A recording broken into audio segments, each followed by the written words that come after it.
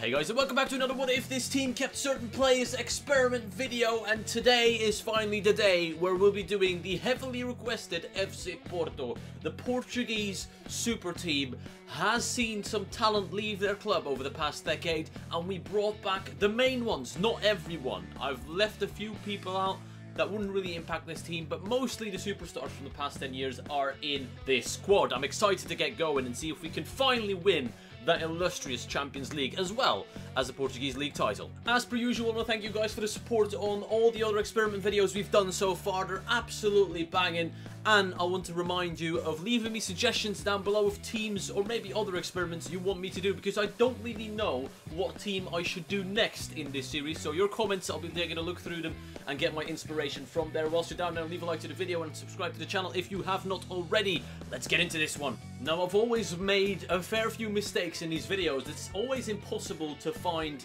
the right page to tell me what players have played for them, and sometimes you guys suggest to me players that aren't playing anymore. Let me remind you, it's only active players and players that are in the game. Freddy Guarin and Jackson Martinez unfortunately are not in the game. I've made one exception though, of a player that isn't in the game, and I've recreated him, and you'll see him in just a second. Let's take a look at this team.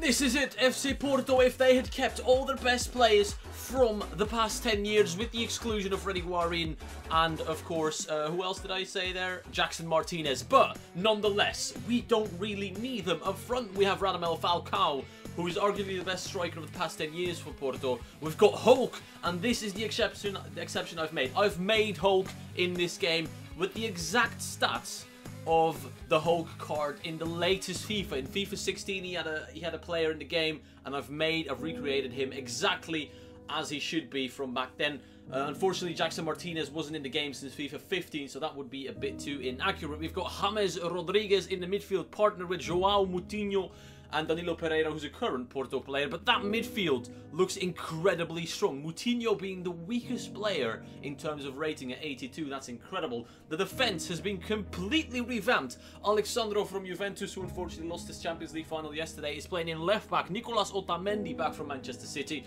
and Danilo back from Real Madrid.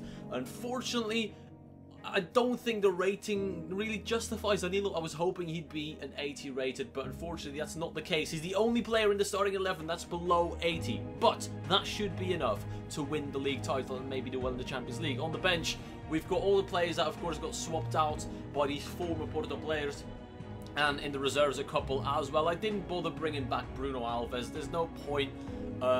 If I've missed anyone obvious, then please let me know in the comments down below, but don't suggest players that haven't played or the ones that I've already explained.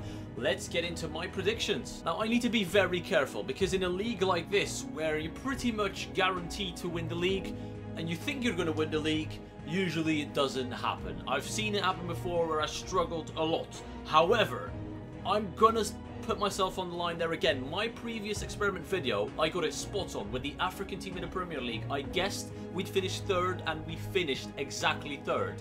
This time I'm predicting us to finish first. We win the league, and hopefully that's going to happen. In terms of the Champions League, I'm not making a prediction on that. You guys know that. I've been horrendous in these experiment videos, but hopefully we can do well. Anyways, I'm predicting us to win the Portuguese League. Let me know by voting in the top right. No cheating. Vote right now and tell me where you think we'll finish with this team. And now the long wait begins. On to January. And I'm going to go risky here as well. I shouldn't really be doing this, but I'm going to predict our top scorer, and it's not going to be Falcao or Hulk. I'm banking on James Rodriguez. I've seen midfielders do mad stuff before. Ryan Mason was dominating the Tottenham stats in that season, so I'm going to go and put my money on James Rodriguez, because he plays in that midfield position, and that seems to be what FIFA is favouring in terms of simulations. Come on, James, prove me right. And here we are. We've made it to the first day of the transfer window, the mid-season transfer window. Of course, not making any signings. The manager rating has stayed at exactly 80. I don't know what to think of that, to be completely honest. But we are currently in the quarterfinals of the Portuguese Cup, which is good news, although we're facing one of the tougher sides out there. We're a point behind Benfica. We are unbeaten somehow. We have not lost a game yet. We scored the most goals in the league, but we're conceding a bit too many in order to get those wins. Hopefully that's going to change. Benfica, It's going to be tense. I'd expect Benfica to be up there, challenging. But I thought, with the players we have now, we should be stronger. I could be wrong. Maybe they also brought back a couple of players, and maybe Cristiano Ronaldo is playing for Sporting, but he's not doing too great. Regardless, we are in this. We're fully in this title race. I'm not going to budge from my prediction, where I say we finish first. In terms of Champions League results, let's take a quick look there. We had a relatively tough group with Paris Saint-Germain, Roma and RB Leipzig. A 2-1 loss there, a 2-1 win against Roma. We can't lose to Red Bull Salzburg, can we? Paris Saint-Germain, we beat them. Drew to Roma, then beat Salzburg, and lost to PSG. I don't know what to think of that. Oh, we have made it through. We're into the round of 16 where we'll be playing Tottenham. That's not too bad. As per usual, since we're still in the Champions League, I'm going to pause it right after this second leg and take a look at our results. Hopefully we can break this stupid curse. Tottenham is a team, obviously very strong, but maybe we have a chance. No. Right, I think it's time to move the fuck on and get this experiment over and done with. Who will fucking win this Champions League once in these experiments? I don't get it. I don't. Why are we so bad in this? We're nearing the end of the season and it looks very tense. We've got Benfica and Sporting in the final 2 games of this Portuguese season. I want to take a look at the stats before we play that game. I want to see where we are and where they are. Will this game even matter in the end? Oh, it might not. It might not matter at all. We need to beat Benfica and they need to slip up in their final game.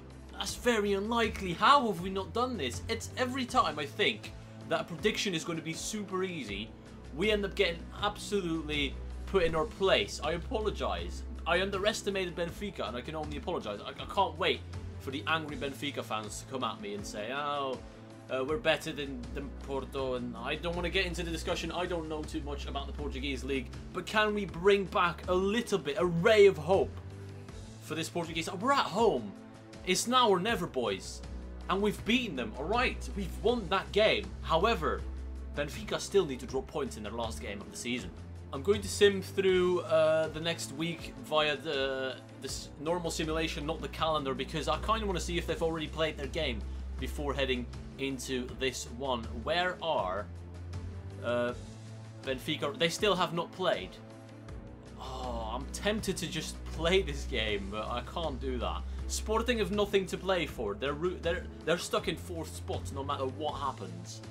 We need to win, and Benfica need to draw or lose. Let's go. Let's follow this simulation. Where are Benfica? I'm looking at the right. Oh, they've already scored. We have scored, but Benfica have scored. They've equalised. It's over. We're not doing this. We are not doing this. The moment Benfica... Yeah, Benfica made it 2-0. Let's just end it right there. And we've lost anyways. Sporting have made sure we do not have a chance. And we finished 2nd. That's... I want to say that's bad. I expected us to win the league. In terms of top scorers, again, I was right. One of our midfielders is up there. Corona, who was on the bench, scored 14 goals, as well as Hulk. Brahimi clocking in at 11 goals, which isn't too bad. And looking down the list, I was hoping to see James Rodriguez in there, but again, I've been completely wrong in that aspect. In terms of assists, Alexandro with 5. Well done. Corona with 5. I don't get what's up with these substitutes. Anyways, Iker Casillas, most clean sheets for us. Obviously, he's the only goalkeeper that really played. 10 clean sheets. But again, I'm just a little bit disappointed here.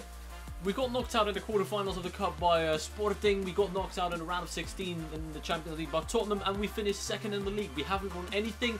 As far as I'm concerned, this experiment has been a fail. The players coming back to Porto have not delivered what we expected them to do. Hopefully the next one is better. A reminder to leave me suggestions in the comment section down below. I read every comment as per usual. I hope you enjoyed it. Thank you all for watching, and I'll see you all later.